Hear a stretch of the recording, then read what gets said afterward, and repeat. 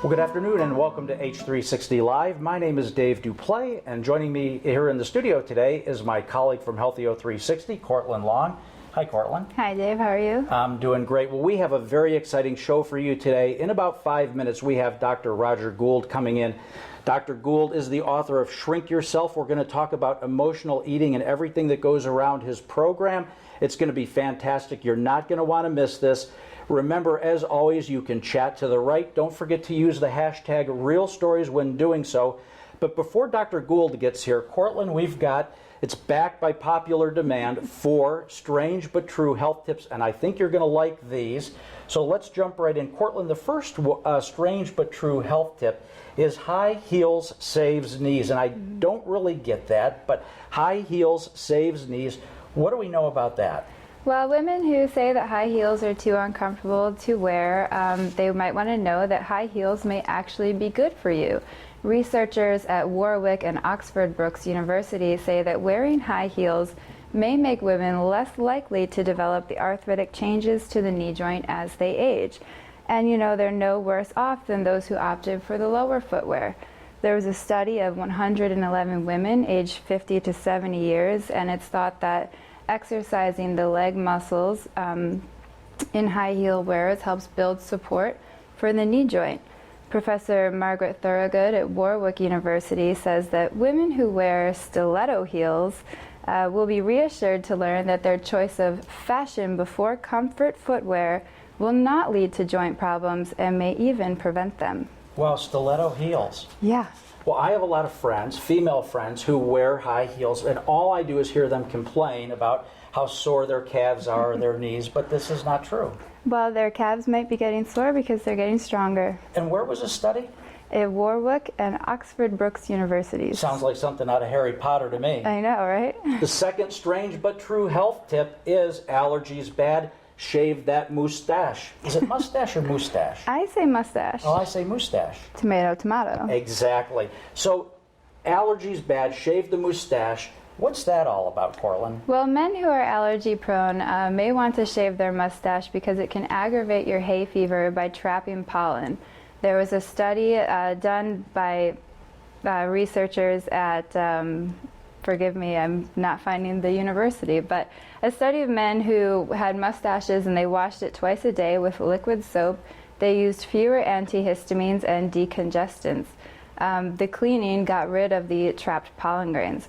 Dr. Rob Hicks is a general practitioner and author of Beat Your Allergies, Infinite Ideas, says that men who have mustaches may want to consider shaving the mustache because it could be more effective than washing it twice a day.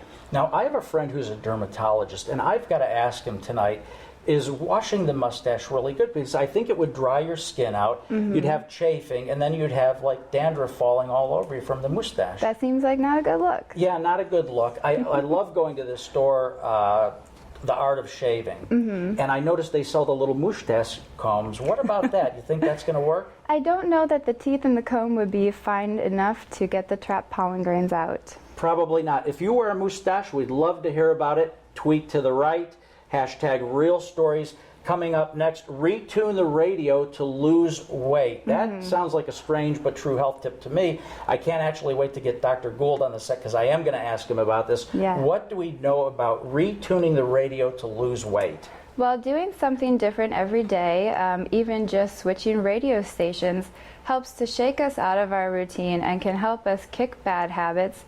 According to Professor Ben Fletcher, a psychologist at Hertfordshire University. He says that deeply ingrained habits of thinking and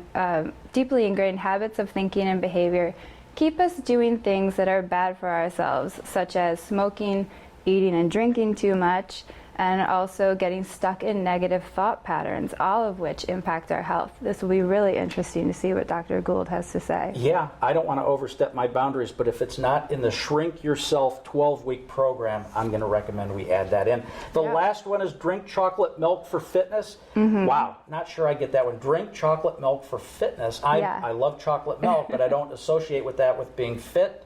Maybe we could ask Dr. Gould about that when he arrives. Well, this one will also be a good one for the women who wear high heels to save their knees, because Ron Mahan, a professor of sport and exercise nutrition at Loughborough University, says that there are two things you're trying to do when you exercise: recover and encourage those muscles that you just worked to be stronger.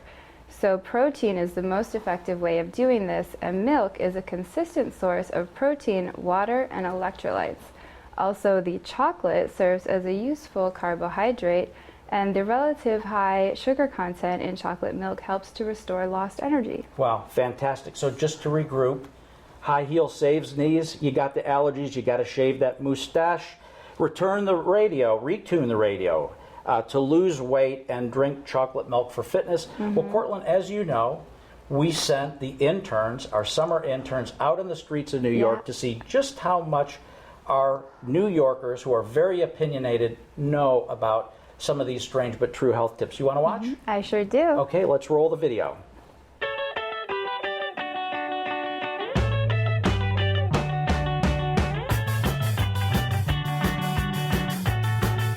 High heels. Do you think that they're better for women's feet, or do you think that they're worse opposed to flats? I think that high heels make women feel good, but in terms of health and how I don't think it's good for their feet. No, I think it looks good though. So I personally feel that high heels is bad for women's health.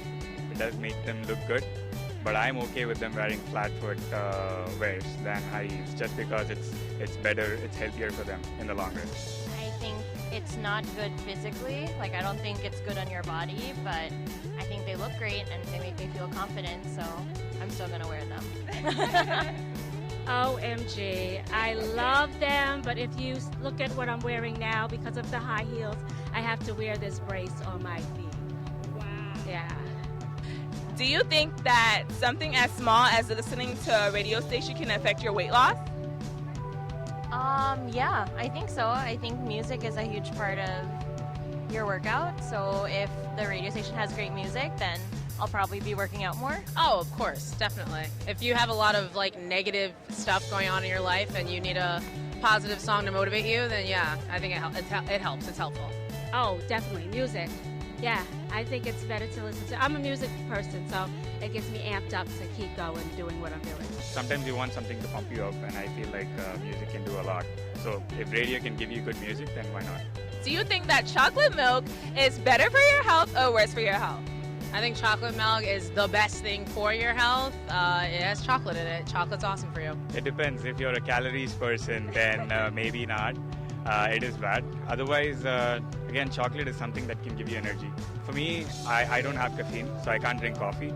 So if I need something to keep me active, then I need to go for chocolate. I don't drink chocolate or milk, so I'm gonna say worse. Well, the sugar's not good, chocolate.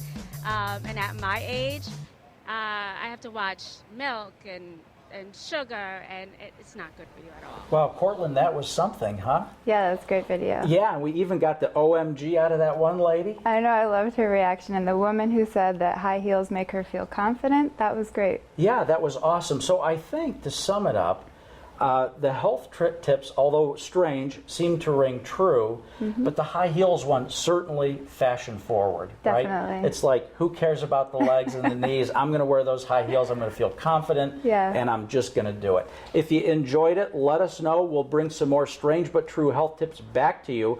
Well, now comes my favorite time of the show. Our guest is going to come in and get situated. Our guest, once again, is Dr. Roger Gould.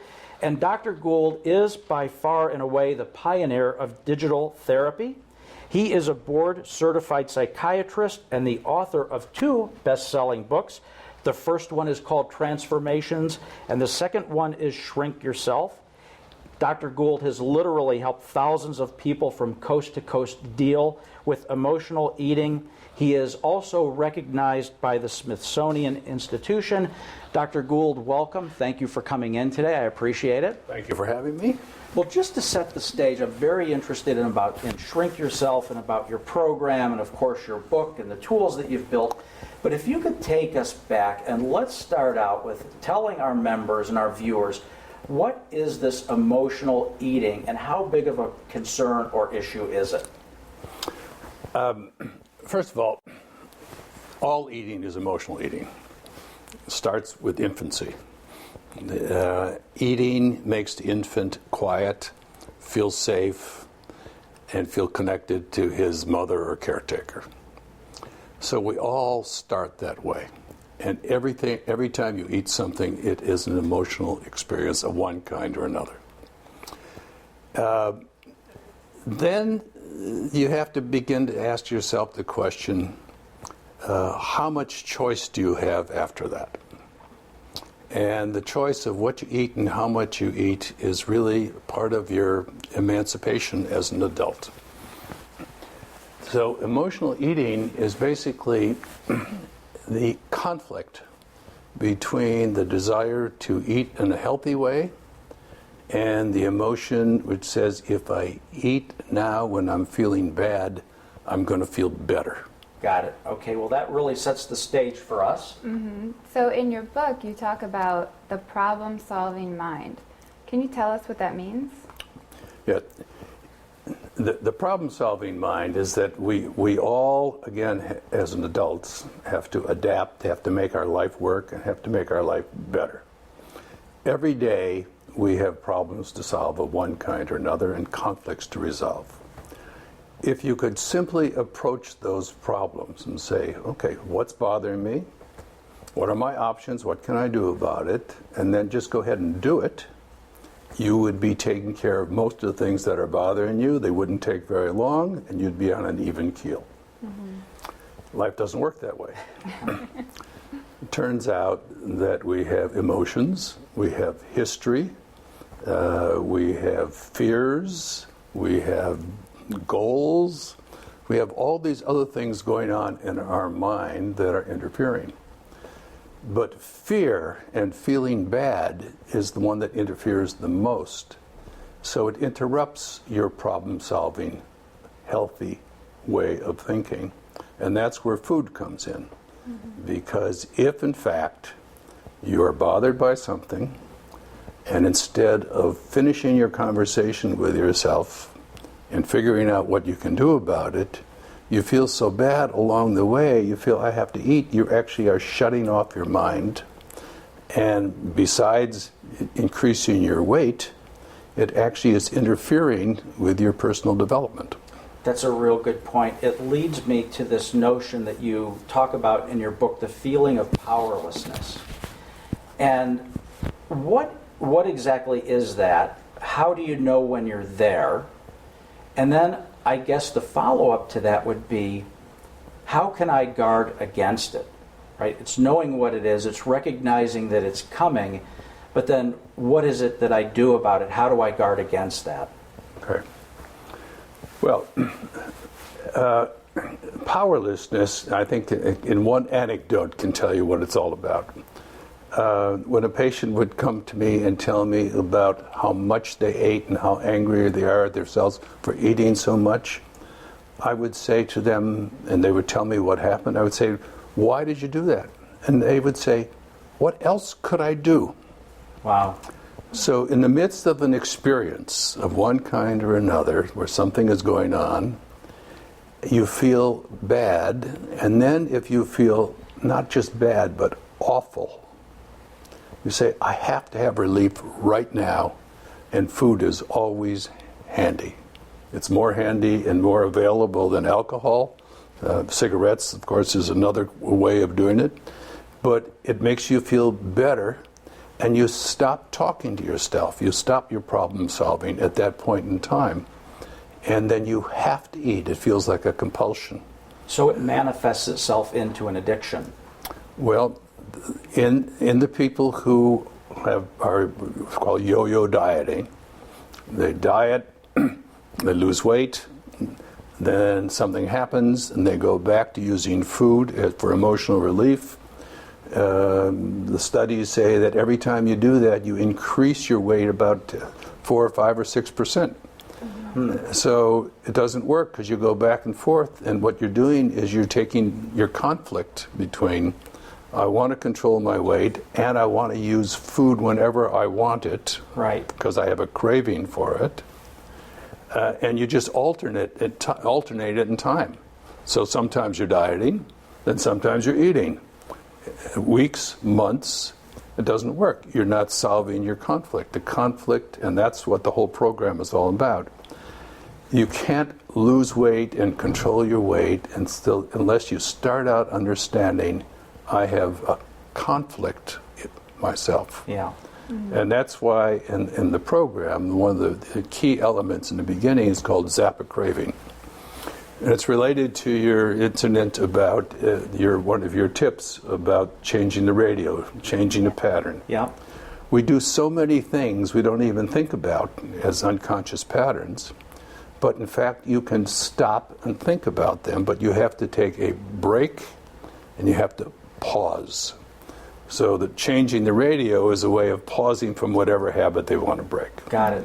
The Zappa craving is basically what we do is we take the person through a conversation with themselves long enough to pause and to say, what's going on right now?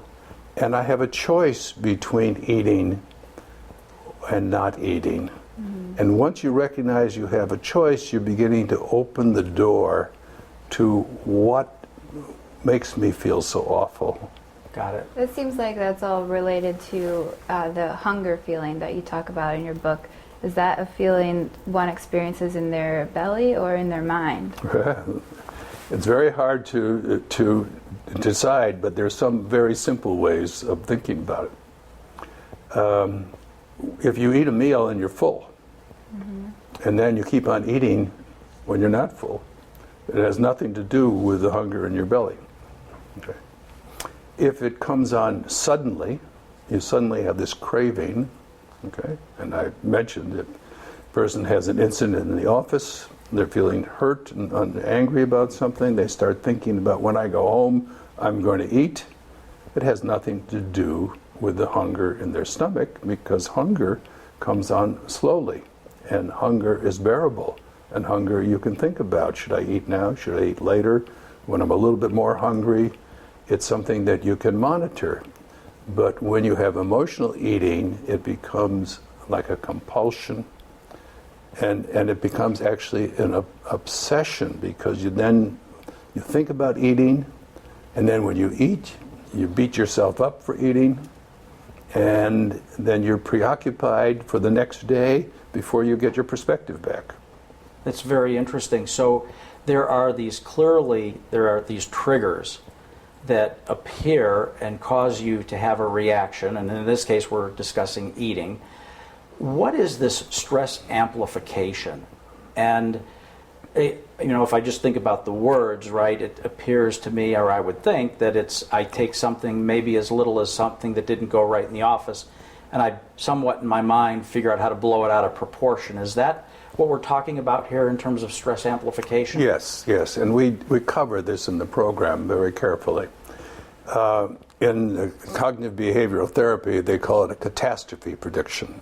Okay, something happened that disturbed my idea of how I'm going to succeed in life, and I jumped to the conclusion I'm never going to succeed in life. It wasn't a blip, it wasn't a problem to solve, it wasn't an issue that had to be dealt with. It was black and white, all or none, and you feel it before you're aware that you're thinking it. And so you begin to feel awful because of this thought in your mind that happened at that period of time. And that's why you can change this process. Because again, once you open up your mind with a Zappa craving and deal with the fix my mood part of the program, you're beginning to look at what happened, what did I feel, and what false conclusion did I jump to that made me feel powerless. Got it. So Shrink Yourself, it's a book, it's an app as well, and the app works in a way that people are guiding themselves and learning how to personally deal with their emotional eating.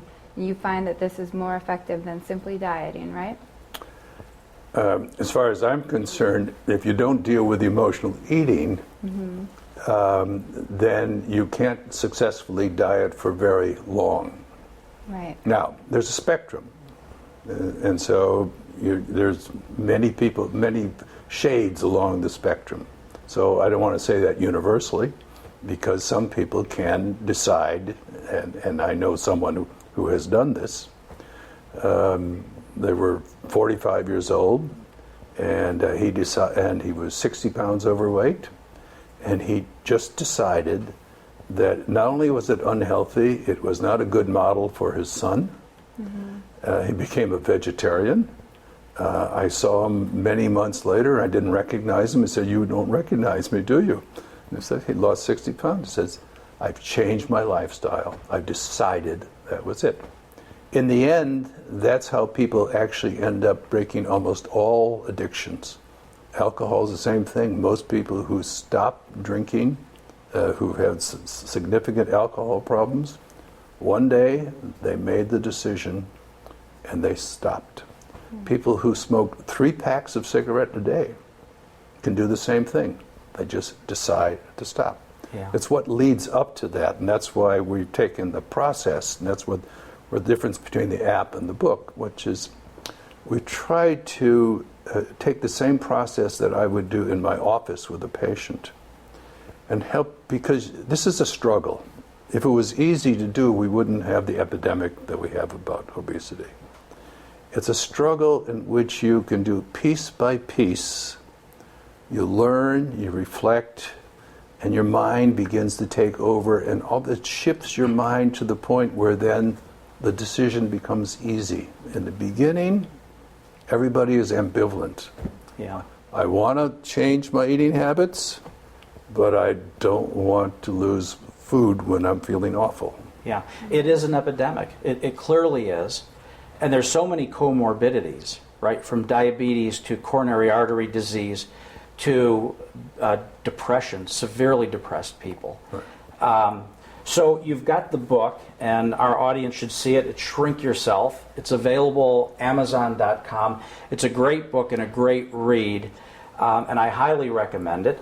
But I want to talk in the remaining time that we have left, Doc, about your 12-week program, because I think reading the book is great, but it's action. We want people to take action. Right. And I think the way that you've laid out this 12-week program is simply brilliant, with giving people steps and the tools, but allowing them an actionable path to get a result. So take us briefly through what the 12-week program is, the steps. How can our viewers get started on this journey? Okay. Well, the start of the journey, they can come to the www.shrinkyourself.com. Absolutely. We have a site up there, and they can read all about it and decide if it's for them. But if they join the 12-week program, each week is a different step. The very first step is that when this module, this little program called Zap a Craving, it's when you have a craving, it engages you in a conversation as if you were talking with me. And the conversation starts out with, "Dave, where are you right now?" And we give you some menu choices and you choose. In the office. And what are you thinking of doing right now? And sorts that out to the point where you have now put into words. So it's not just a vague feeling. I want to do this. It's very explicit, which engages the top part of your mind, the most intelligent part of your mind, which gives you perspective. That's what we do in psychotherapy. Then say, okay, something must be bothering you. What are you feeling? And if you search for words, we help you with the words, and you put, "I'm feeling overwhelmed right now." Good. Overwhelmed about what? And we help you sort that out and say, "Well, I just had an argument with my wife and da-da-da-da." Okay. Now you have a choice. Do you want to eat or think? You want to think about this and work on it in the problem-solving mind? Okay. Or do you just want to eat and make it go away and forget about it and let it sit? But then the reaction is you're going to feel awful about yourself, if I understand it right. Well, you are. Those are the consequences. Right. But you have a choice point. In other words, we're trying to make use of the fact that you are an intelligent adult person, your life, your choice. And this is exactly the atmosphere that we create in psychotherapy. This is what it's all about. So you learn how to do that several times, and so that the first week is really sorting out how to pause, how to look, how to understand what you're feeling, and that's all. That's all you have to do. Then we take those insights that are from this observation, and we actually put them into your journal for you, so that in between you can just read your journal and it will remind you of what you learned. And every time you do it, we identify the patterns and the difference between this time and last time. So it helps you do what a good psychotherapist would do. Yeah. And the next session, next week, is basically you say, okay, why, when something happens and I get in a bad mood, does it escalate and become so awful that I feel I have to eat and I'm powerless? So now we help you explore your mood, and you do that during the next week several times, in different times when it's happening. And the whole value of having it on your phone, you can do it on your laptop, is when you're in a bad mood, you could just open it up and say, I'm feeling so-and-so, and it will take you through a way of thinking about it so you can observe how you do this to yourself, so it's not so mysterious. Yeah. And so the program then goes on, and the 12-week culminates with what? In the 12-week, you have learned and practiced everything you need to do piece by piece. And during the course of it, you will be monitoring your own progress with little slider bars about all the different things that you have to remember and do. And at the end of that, you're in a position where you can say, you know what, again, there's a spectrum of people. I've been able to do this in 12 weeks. If you want to go on, you can keep on going on at a reduced rate and keep on using it for as long as you want, because underneath there, we have 360 problem-solving modules to deal with all the most of the common problems in life. These modules are something that just help you sort out and think about what's going on and what you can do about it. And they keep your rational mind trained, so you're training your brain all the time. And since that's what you want to end up with, you want to end up with, despite bad feelings, despite feeling awful, despite letting my mind go crazy on me, I can see that there's something I need to do in my life, and here's the options I have, and I can follow it up. So it becomes a way of, I call it mental hygiene, of staying mentally healthy and growing and moving along the developmental spectrum. Yeah. Cortland, I think we have a promotion running Yes, we for do. Shrink Yourself on Healthier 360. Yes, so members can find more information about Shrink Yourself on our perk page, and we have an exclusive offer of 50% savings off the retail price for Healthier 360 members. You just use the code H360 when signing up via the perk page. Well, Dr. Gould, this has been very informative. I want to give our viewers end this with some statistics, just to let you know how big of a problem this is. Do you realize that $20 billion are spent on weight loss products annually? That is a big number. $20 billion spent on weight loss products. $7.2 billion spent on psychotherapy. That's the good news. So people are getting help. $11 billion spent on self-help. So that's a good number as well. So it's a big issue. People are spending money to fix it. They recognize it. 100 million dieters in the U.S. That's a big number. 76 million worried well seek therapeutic support. And 1 in 3 Americans buy self-help products annually. 75% of dieters are emotional eaters. That's a big number that shocks me. 20% of the people who need therapy are getting it. So it's a big number, but kind of small, relatively speaking, on the percentage side of people who need help are getting it. And 6.1% annual growth in the self-help industry annually. So that kind of puts it in perspective, the order of magnitude of what we're dealing with here. And again, it's a terrific book. It's a terrific program. Shrink Yourself. I encourage you to go out to our perk section and take a look at that. Well, that's all we have time for today. Dr. Gould, I'd like to thank you once again for coming into the studio. I'd like to thank the viewers at home for tuning in and watching this episode. We hope you enjoyed it.